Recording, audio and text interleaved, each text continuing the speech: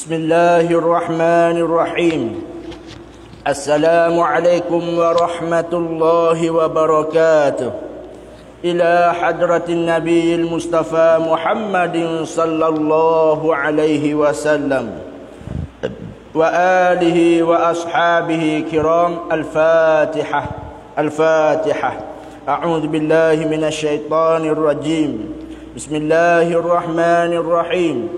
Alhamdulillahi rabbil alamin. Ar-Rahmanir Rahim. Maliki yaumiddin.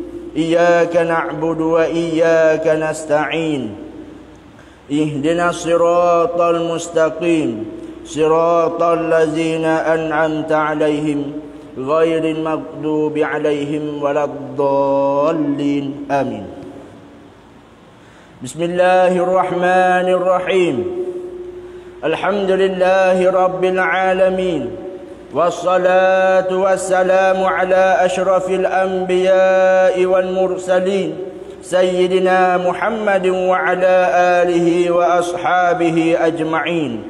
Allahumma ya alim allimni min indika ma tarda bihi anni wa la tu'akhizni bima ta'lamu minni ya halim khalliqni bi khuluqin ilmi وحققني بحقائق العلم سبحانك لا علم لنا إلا ما علمتنا إنك أنت العليم الحكيم. رب اشرح لنا صدرنا ويسر لنا أمورنا. رب اشرح لنا صدرنا ويسر لنا أمورنا. رب اشرح لنا صدرنا ويسر لنا أمورنا. لا حول ولا قوة إلا بالله العلي العظيم. لا حول ولا قوة إلا بالله العلي العظيم. لا حول ولا قوة إلا بالله العلي العظيم. قال المؤلف رحمه الله تعالى ونفعنا بعلومه في الدارين آمين. ثم قال mengaji kita duduk mana dah? Muka 23. Tak kita Muka 23 pada katanya maka 4 perkara duduk tengah tu.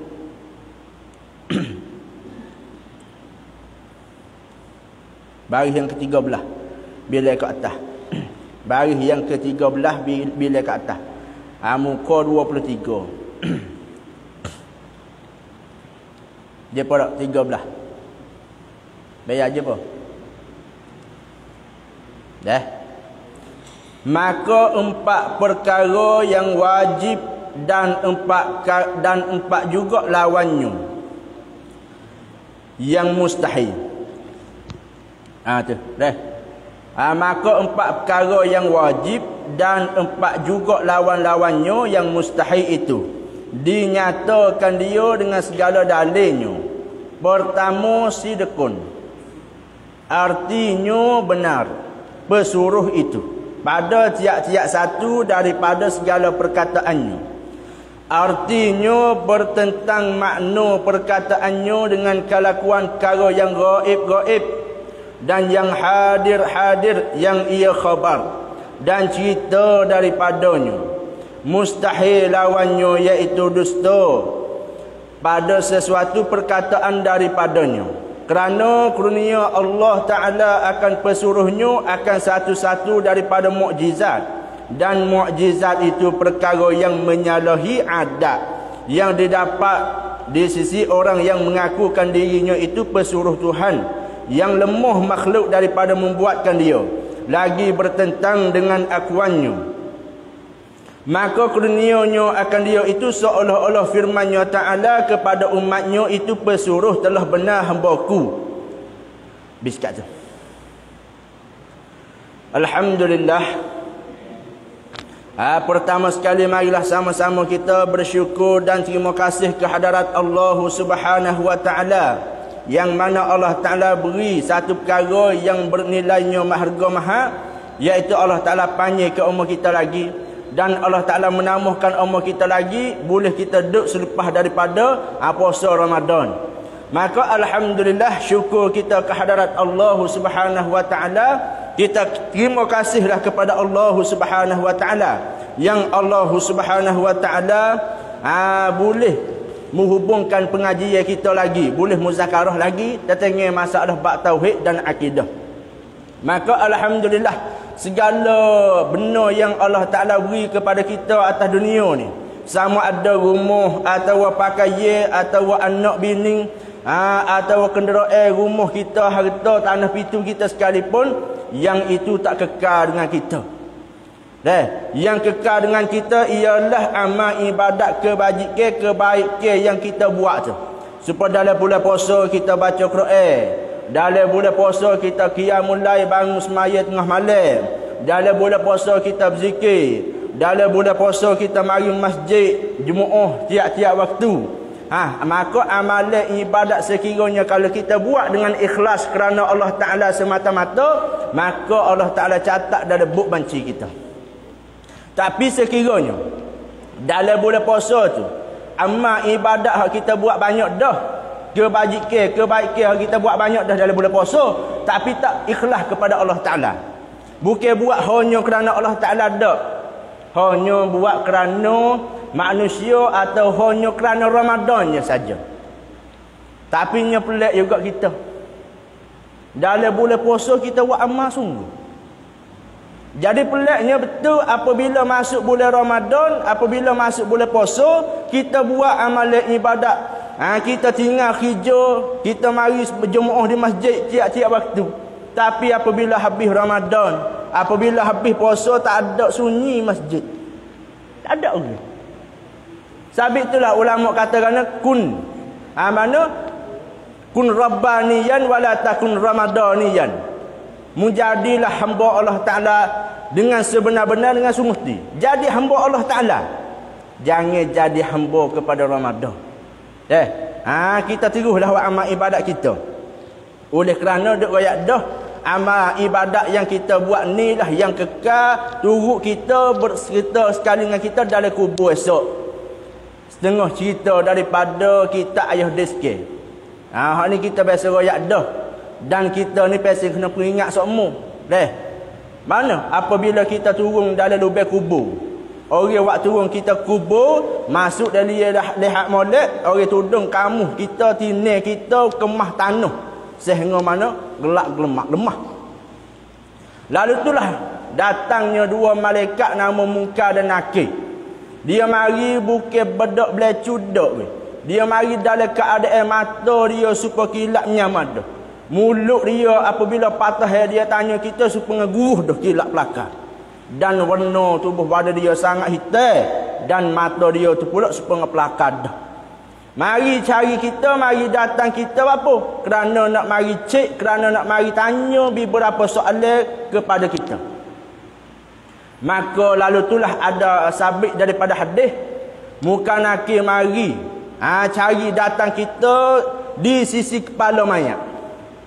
Jikalau mayat tu soleh, jikalau mayat tu solehah, jikalau mayat tu berjuruh, maka apabila Munkar Nakir dia mari ke kepala kita, di sisi kepala kita, maka daripada pihak kepala kita, maka berkata gapo nama semaya. Semaya hak kita duk semaya ni akan menghalaukan, akan hamak Munkar Nakir. Semaya kata jangan mari pakku, kerana dia di atas dunia dulu dia banyak semaya malam dan siang. Amalan ibadat semaya kita ni lah menghalaukan hamak Munkar Nakir, jangan masuk. Masa dia hidup atas dunia dulu, dia banyak semaya, tak kira waktu malam dia bangun semaya tahajud, dia bangun semaya taubat, dia bangun buat amal ibadat, dia berjaga malam, jangan masuk. Munkar Nakir pergi. Hak ni bukan cerita dongeng-dongeng dak, bukan cerita surat khabar dak, hadis Nabi. Maka Munkar Nakir pergi pula pada sisi, pada pihak kaki. Munkar Nakir orang dengan nama takut dah. Munkar Nakir. Acik boleh tak setemu, tapi tak ada arah nak lari tak boleh. Maka Munkar Nakir tu mari di sisi kaki kita mayat. Maka katanya pula apa nama? amalan ibadat masa dia duduk atas dunia dulu, dia mari masjid seumpama. Dia mari berjemaah di masjid seumpama. Maka amalan ibadat itulah menghalaukan jangan masuk. Kerana dia duduk atas dunia dulu. Dia kaki inilah guna untuk menjalan lagi di rumah Allah supaya dia nak berjemaah, nak dapat fadilat kelebihan Allah Ta'ala. Pahala kita mari semaya jemaah ni, mari ngorek ni lah. Yang menghalau, yang hamak muka nakir nak mari tanya kita, dia hamak. Jangan masuk belah kaki. Oleh kerana kaki dia lah berjalan lagi di masjid. Muka nakir pun tak ada kata apa. Gilah pula muka nakir masuk pada pihak kanan. Apabila muka nakir masuk pada pihak kanan, maka ada satu perkara, ada satu benda yang hamak muka nakir pula. Jangan masuk. Kerana orang ni dia duduk atas dunia dulu, dia banyak sedekah. Dia banyak sedekah. Maka sedekah ni dia banyak. Kullu ma'rufin sadaqatun. Tiap-tiap benda kebaikan, kebajikan orang panggil sedekah belaka tu. Supaya kita boleh royak sikit sebanyak, kita royak, kita sedekah. Kita boleh buat amal hak kita maklum dah, kita duit demo, kita hala ke sarung demo, kita pakai demo, hak tu maklum kita tahu belaka dah dekah. Hatta kita senyum sekalipun orang panggil dekah dah. Buat kebaikan, buat kebajikan orang panggil sedekah belaka. Kita nampak kacau, kita nampak duri tengah jalan, kita wear kesok duri tu. Kita wear kacau tu, maka orang panggil sedekah dah. Maka sedekah ni lah yang hamak muka nakir jangan masuk. Kerana dia duduk atas dunia dulu, dia banyak sedekah. Maka kita ni nak sedekah hak kita maklum. Sedekah yang kita hala infak harta kita kepada fakir miskin tu. Dia mau kata nak sedekah gano duit tak ada. Kita nak istiqamah dengan sedekah walaupun 2 kuk, 10 kuk sehari-sehari pun tak apa dah. Tapi nak sedekah semua. Walaupun 5 kuk, walaupun 10 kuk, wi semua. Maka orang yang sedekah, katanya Nabi SAW, orang ni akan menambahkan rezeki. Nak kaya banyak dekah. Lepas tu Nabi royak pula. Dekah masa manakah masa molek? Masa manakah molek kita dekah? Maka Nabi jawab kata sedekah masa kita nak kaya. Masa kita seni, masa kita segar, masa kita nak kaya. Masa kita duk azir-azir, masa kita duk cita-cita aku nak kaya. Masa kita segar tak ada masalah gapo-gapo, masa itulah hak molek kita sedekah. Tu dia, baik. Maka muka nakir pun gilah. Maka apabila masuk sebelah kiri, sedekah ni lah yang kata jangan masuk. Kerana orang ni dia di atas dunia dulu, dia sedekah. Bapa? Kerana dia mana sebelah kanan dia sedekah. Maka muka nakir pergi sebelah kiri pula. Maka dengar suara pula jangan masuk. Kerana orang ni banyak sedekah belah kiri. Masuk belah kiri, sedekah kata jangan masuk. Kerana orang ni dia banyak sedekah. Lepas tu pula masuk belah kiri, jangan masuk amalan puasa tu. Amalan puasa kita puasa itulah yang menghalang, yang hamak muka nakir masuk belah kiri. Kerana dia ni masa hidup atas dunia, dia jong lapar. Jong dahga kerana dia takut pada hari ni dah, hari dalam kubur tu. Maka apabila lagu tu dah, maka tiba-tiba jikalau mayat itu seperti jago yang tidur jenera, lalu berkata ia kepada 2 malaikat itu, apalah kamu kehendak daripada aku? Maka orang ni pun tanya muka nakir, mu mari tu mu nak gapo? Maka 2 malaikat ni tanya kata, kami kehendak akan tauhid padamu. Aku nak tanya masalah akidah.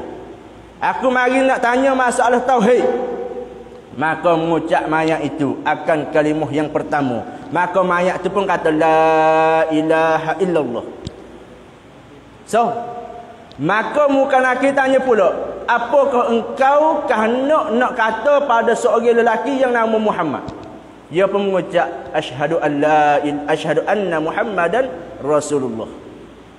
Maka muka nakir pun kata, mayat ni hidup dia yang beriman dan mati engkau pun dengan beriman.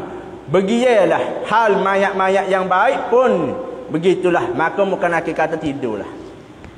Tapi masalahnya sekarang lah ni nak tanya kata kita nak boleh jawab dengan muka nakir la ilaha illallah Muhammadun Rasulullah tu lagu mana? Adakah kita mengapal lah ni kita boleh jawab dari lubang kubur? Kita lacak mulut kata Allahu Rabbi wa Muhammadun Nabiyyi, kita boleh jawab atas dunia? Adakah tentu atau mesti kita boleh jawab dari kubur? Tak. Ya tengok pula akidah kita. Pegangnya kita betul ke tak? Di situlah kita pujinya. Alhamdulillah, syukur kepada Allah Ta'ala. Allah Ta'ala beri kita boleh hubung pula pengajian kita bab akidah ni, supaya kita nak selamat dalam kubur. Maka sifat 20 kita bahas habis dah. Dalam kitab Baqarah, sifat 20 ambil daripada sifat wujud, kidam, baqa sampai kepada kaunuhum mutakalliman, habis dah. Maka masuk pula 4 sifat yang wajib atas kita tiap-tiap mukallaf. Kena belajar, kena mengaji pula 4 perkara, 4 sifat yang dikatakan Muhammadun Rasulullah. Tengok dia kata. Maka bermula 4 perkara, yakni 4 sifat lah yang wajib, yakni wajib pada akal. Dan bermula 4 juga lawan-lawannya yang mustahil itu. 4 perkara ni, Pak benda ni, 4 perkara ni orang panggil 4 sifat yang wajib pada akal, dan 4 perkara hak lawan dia yang mustahil. Yang mustahil tu pun 4 juga. Dinyatakan dia, diterangkan dia akan sifat tu dengan segala dalilnya, dalil bagi sifat tu. Jadi musannif dia nak royak kata sifat yang wajib bagi Rasul ada 4 gapo dia ratik. Dan musannif pada Mekah ni juga yang nak royak mustahil gulawe bagi hak wajib saat ni pun ada 4 gapo dia ratik yang nak royak, dan dia serta pula dengan dalil. Tu kata dia nya pertama sidqun. Sifat hak wajib bagi Rasulullah. Sifat hak wajib bagi Rasul, yang pertama ialah sidqun. Gapo nama sidqun? Artinya, arti sidqun. Sidqun bahasa Arab, bahasa kita gapo nama? Dia kata benar pesuruh itu. Jadi masalah bab Rasul ni, bab Nabi ni tak kena fikir banyak, tak supaya sifat 20. Ini yang mudah ya. Sifat yang wajib bagi Rasul ialah sidik. Gapo nama? Benar pesuruh, yakni benar oleh pesuruh Allah Ta'ala. Benar utusan Allah Ta'ala tu. Benar tu pada tiap-tiap satu daripada segala perkataannya. Apa sahaja yang Rasul kata, gapo yang Rasul kecek, gapo yang Rasul cakap, maka benar betul berlaku. Artinya, arti kata benar tu, gapo makna dianya? Bertentang, yakni muafakat betul makna perkataannya dengan kelakuan perkara yang gaib-gaib. Perkara yang gaib, perkara yang gaib, perkara hak tak nampak dengan mata kasar ni. Apa yang Nabi royak, maka dia muafakat betul sungguh berlaku tu. Supaya gapo memang gapo nama kata benda gaib.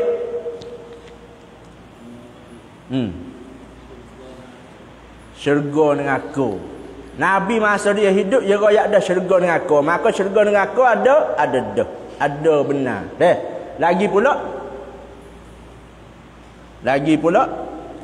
benda gaib benda hak tak nampak dengan mata kasar. Wah, gapo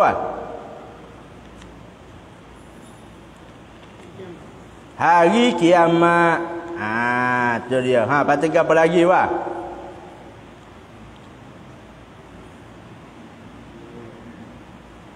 patut dia royak lagi benda yang gaib apa hak Nabi royak, ya kena benda tu berlaku sungguh lagu tu. Dan yang hadir ia khabar. Yang hadir ni ialah yang berlaku pada masa Nabi hidup. Masa Nabi hidup, Nabi kecek lagu mana, maka jadilah lagu tu. Itu masa hadir. Dan cerita daripadanya atas tafsir ni, masa benda yang hadir pun, benda yang masa Nabi hidup, Nabi kata benda gaib, maka jadi lagu tu sungguh. Seperti apa kisah Nabi masa Nabi royak, masa Nabi kecek benda gaib, maka benda tu berlaku gitu sungguh. Supaya Nabi kata apa?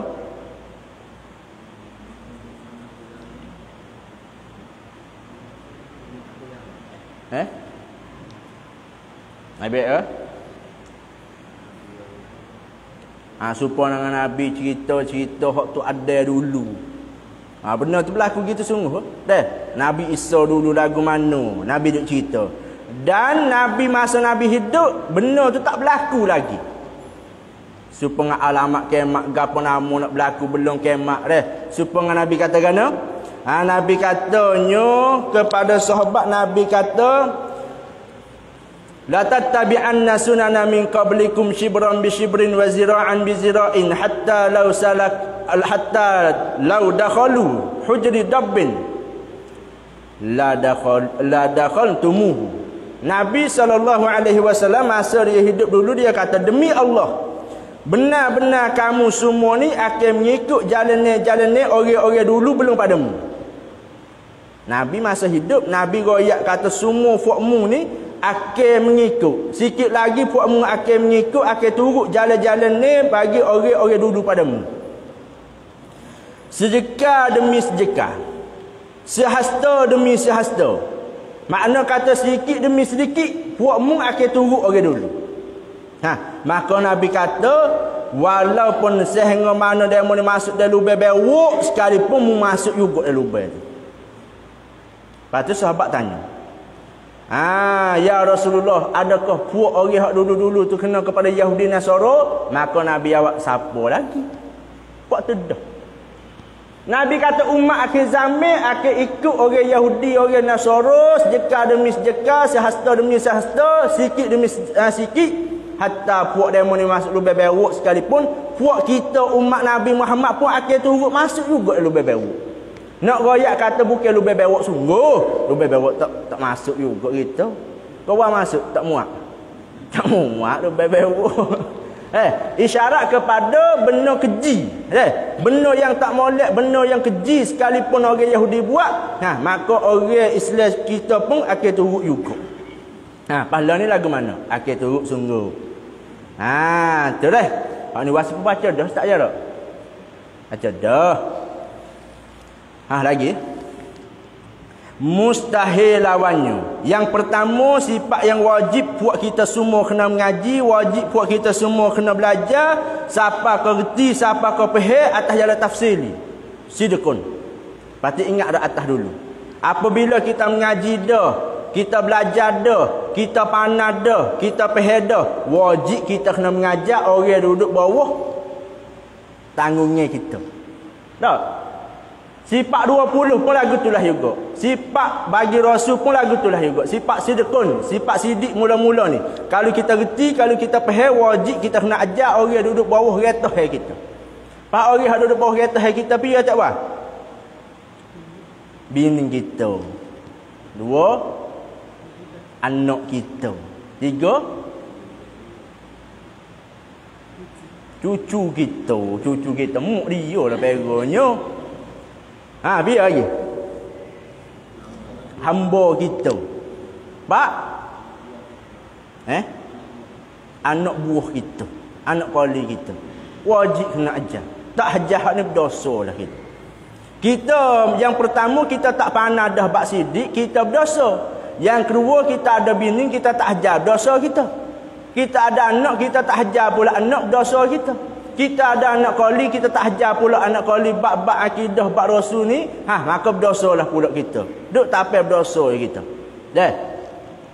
Maka dia kata apabila kita tahu dah sidik makna benar, apa sahaja yang Nabi cerita, Nabi royak, maka betul sungguh pada perkara yang berlaku.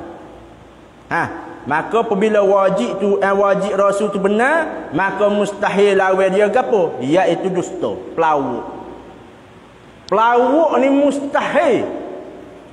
Orang hak jadi Rasul, orang hak jadi pesuruh Allah, orang hak jadi utusan Allah, kalau dia pelawak, kalau dia bohong, kalau dia dusta, mustahil. Gapo mustahil? Akal tak boleh terima. Akal tak boleh mengaku kata orang yang Tuhan utuh, orang yang Tuhan latih, tapi dia ni dusta, nipu. Akal tak terima. Itu makna mustahil. Tapi kalau kita, adakah mustahil menipu? Mustahil tak menipu. Kita pula. Kalau orang jadi rasul, orang hak jadi nabi, orang hak Allah Taala utuh, kalau dia bohong, kalau dia pelawak, mustahil. Tak. Tapi kalau kita jadi umat biasa ni, kalau menipu mustahil tak? Wah. Mustahil tak? Mustahil ke? Harus pada akal. Harus pada akal. Bukan kata harus pada syarat, boleh bukan. Kena beza molek hukum akal duk kecek ni. Akal kita lagu mana? Kalau seorang tu walaupun dia jadi tok wali sekalipun, kalau dia kecek nipu, adakah mustahil? Tak mustahil, harus. Tak. Pas kita ni, lebih teruk lagi, harus. Tak ada wajib akal kata mesti kita kena kecek benar. Hak tu hukum syarak. Hak tu kata wajib kita jangan kecek bohong, wajib syarak. Kalau kita kecek bohong, maka haram. Hak tu hukum syarak suku. Adapun hukum akal harus kita dusta. Tapi orang hak jadi nabi, orang hak jadi rasul, mustahil dia bohong. Dia lagi. Dusta tu pada sesuatu perkataan daripada perkataan tu. Kerana apa boleh kata orang jadi rasul ni dia mustahil kecek bohong? Kerana kurnia Allah Ta'ala akan pesuruh Allah tu yang didapat pesuruhnya akan satu-satu daripada mukjizat. Kerana orang yang Allah Ta'ala utuh, orang yang Allah Ta'ala kurnia jadi rasul tu, Allah Ta'ala akan beri kepada dia satu-satu daripada mukjizat. Kerana orang jadi nabi, orang jadi rasul, dia ada mukjizat. Maka mukjizat ni, apa nama dah mukjizat ni? Amrun khaliqul adah. Bagi yang menyalahi adat. Itu makna mukjizat. Maka mukjizat ni, nama kata mukjizat bagi hak berlaku di atas orang jadi rasul. Orang hak jadi rasul, apabila dia buat jadi berlaku benda pelik-pelik, orang panggil mukjizat. So, tapi kalau benda pelik-pelik yang berlaku di atas orang hak bukan jadi rasul, orang hak belum jadi nabi, atau jadi nabi apa yang kau? Irhas. Sebelum nabi kita umur 40, tak jadi rasul lagi. Belum pada tu dia benda pelik-pelik dah. Tak awal tu dia jalan. Hak berlaku rajuh gapo tu makna benda yang berlaku pelik-pelik masa dia jadi nabi atau belum jadi nabi. Maka hak ni orang panggil irhas. Irhas. Boleh? Betul tak? Betul tak? Yang ketiga, kalau perkara benda berlaku, benda pelik-pelik berlaku di atas orang kampung biasa. Orang kampung biasa. Makna kata orang ni hidup dia duk motong hijau kosong gitu, dia boleh gaji 350 kub. Tak? Tapi dia mengaji ilmu fardu'in tu. Bak semaya dia pandai, bak puasa dia pandai, cara ambil semaya dia pandai, bak akidah sifat 20 dia mengaji, bak tasawuf nak menyuci hati dia pandai. Tapi dia duk cara biasa tu. Duk rebah kereta muak seming kita seming situ. Apa ngepek nemo tak ada ramau. Tak? Kalau dia buat satu perkara pergi berlaku benda pelik-pelik dengan orang biasa, maka hak ni orang panggil apa? Apa? Karamah. Aduh, karamah muka lain. Apa ni? Benda pelik-pelik berlaku di atas orang kampung biasa. Makna kata orang ni dia qadar tahu ilmu fardu'in je. Duduk biasa dengan kain lepas gitu je. Tapi orang suruh buat air tawar, kalau minum air tawar hak dia buat, sia supaya cabut hauk penyakit. Dia capi star sia. Tapi dia biasa je. Makna kata berlaku benda pelik di atas orang biasa. Hak ni orang panggil mugapo. Gapo memang?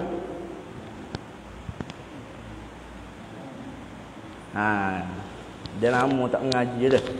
Dia lalu mungkin al-ilmu kasaidiyah dah ilmu supaya menatalia. Makna kata kalau lah benda pelik-pelik berlaku di atas orang kampung biasa, orang panggil ma'unah. Ingat molek. Buh dalam memori molek. Kalau lah berlaku benda pelik-pelik di atas orang kampung biasa, orang panggil ma'unah, pertolongan daripada Allah. Tapi kalau benda pelik-pelik berlaku di atas orang yang soleh. Benda pelik-pelik berlaku di atas orang jadi tok guru ke, orang wali-wali ke, orang lebah-lebah, orang warung. Kalau hak ni orang panggil karamah. Keramat. Ya keramat dia duduk di atas orang berjuru. Keramat duduk atas orang berjuru. Tapi kalau lah benda pelik-pelik berlaku di atas orang yang fasik. Orang fasik. Orang fasik ni orang tak semaya baik, orang buat maksiat, orang derhaka kepada Allah Ta'ala ni. Oh, kalau yang menego nak tagai mul. Semaya dok. Tak semaya, tapi dia yang menego nak tagai berat-berat rumuh besar dengan kereta banyak buruh. Kakak mah lagi. Hak ni apa yang apa? Istidraj. Allah Ta'ala perakat. Istidraj. Allah Ta'ala perakat. Tuhe siding. Dalam siding tu ada makan ni banyak. Dia hidup duk makan dalam siding tu. Makan sampai kenyang. Apabila dia nak tumbik tak boleh. Orang fasik lagu tu. Dia duduk atas dunia, dia tak semaya, dia tak puasa, dia tak jaga hukum syarak. Maka dia duduk dalam keadaan kenyang, duduk dalam keadaan mewah. Akhir apabila dia mati, Allah Ta'ala ambil dia lepas dalam api neraka dia. Tak kena kecek banyak. Hak ni pemberian Allah Ta'ala atas jalan istidraj kepada orang fasik, orang jahat, orang karut. 3, 4. Lagi pula. Kalau benda pelik-pelik berlaku di atas orang kafir pula. Orang yang bukan Islam, maka orang kafir. Supaya tak car boleh berjalan atas air. Tak car berdiri tak masuk. Tak car bakar tak hangus.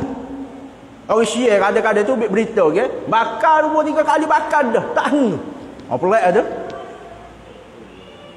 Supaya orang Syiah tu, okay? Apabila dia sak gapo tu. Nak berdiri tak masuk, nak tikar tak lu, tak muat tu. Orang panggil gapo ni? Dia mau kata tak cah keramat. Boleh tak? Tak cah keramat. Boleh tak ayah?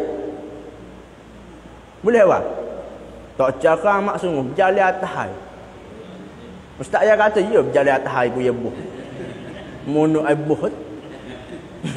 Nak kata kalau lah orang kafir, kalau dia buat berlaku pelik-pelik, orang panggil apa tu? Ihanah.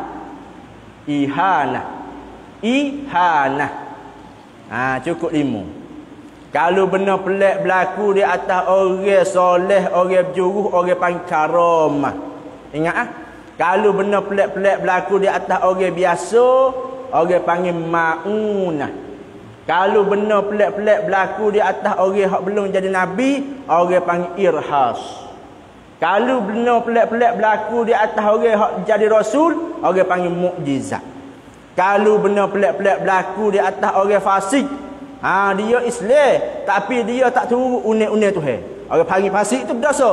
Maka hak ni orang panggil istidraj. Lepas tu lagi, kalau benda pelik-pelik berlaku di atas orang kafir, maka dinama kata ihanah. 5 dah semua. 5 kata Babylon ni 5 dah. Tu dia mukjizat. Lagi dia kata, dan bermula mukjizat itu perkara yang menyalahi adat, perkara yang adat biasa tak berlaku, tapi pergi berlaku daripada rasul, orang panggil mukjizat. Supaya Allah Ta'ala kelebihan kepada Nabi, sehingga mana Nabi boleh belah bulan dengan telunjuk dia. Maka Nabi isyarat dengan telunjuk dia, bulan terbelah. Kalau biasa berlaku gitu lah. Cuba buat di bulan, malam-malam depan rumah, buat dengan jari gitu. Belah tak boleh. Kosak molek. Minta belah boleh. Belah tak?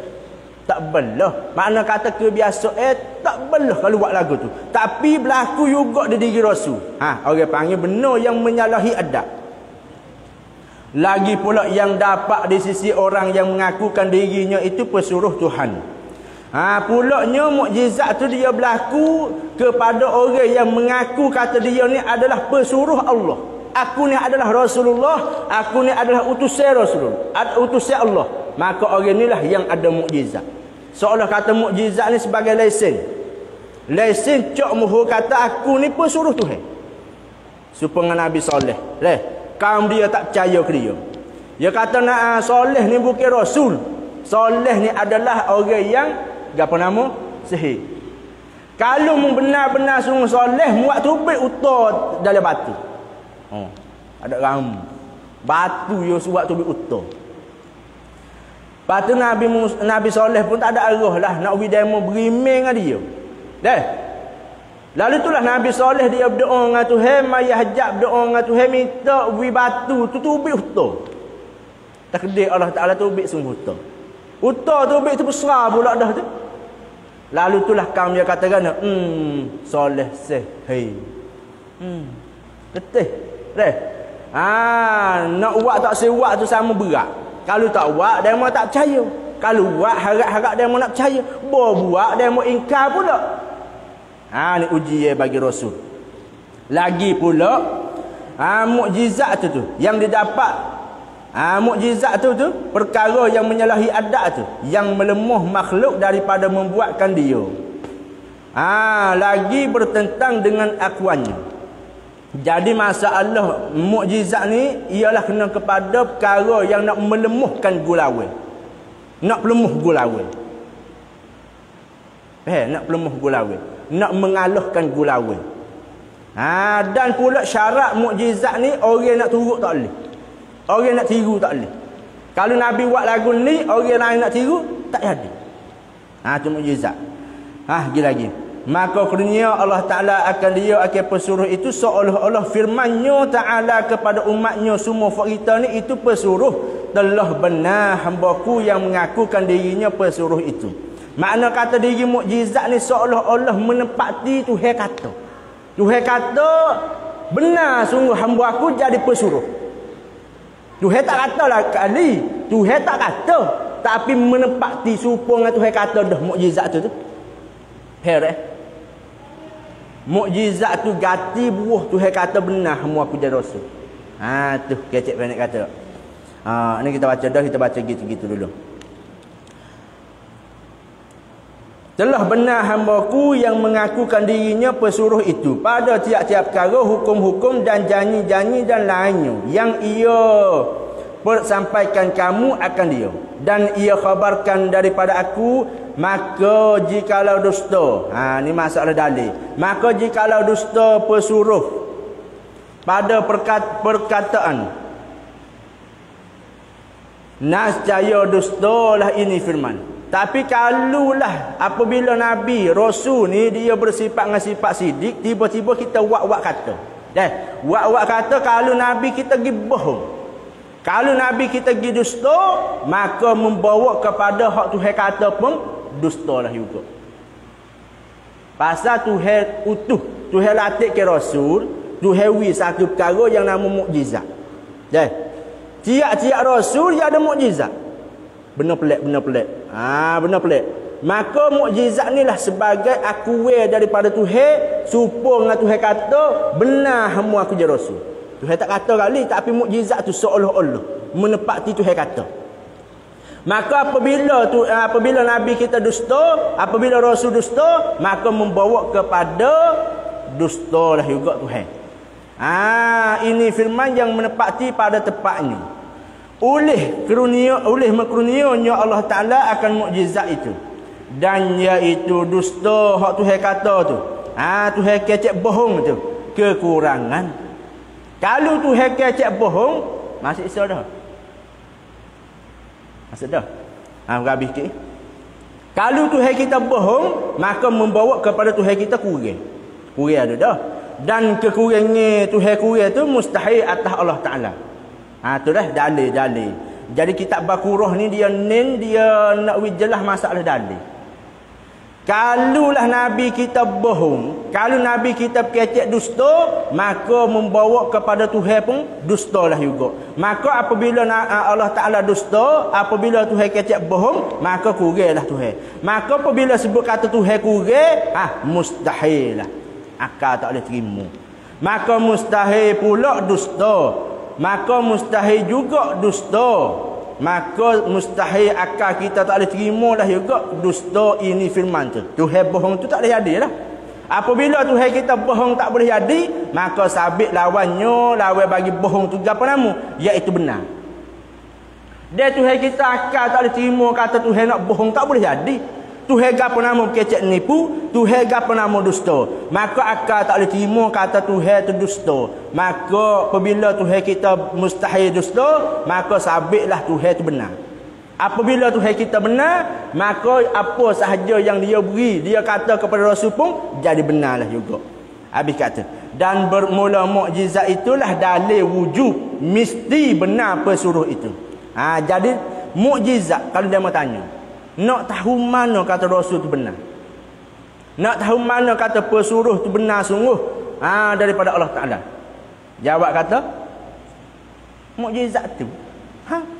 Habis tu dia kata, dan bermula mukjizat itulah dalil perkara yang menunjuk atas wujud mesti benar pesuruh itu. Bis kata, dan istihalah lawannya, dan istihalah lawannya lawan dusta tu. Jadi pula mukjizat orang panggil dalil. Hak sifat 20 itu kita main dah. Mukjizat jadi dalil menunjuk kata Rasul tu benar. So, yang kedua, dalil inilah juga menunjuk di atas istihalatul mustahil apa?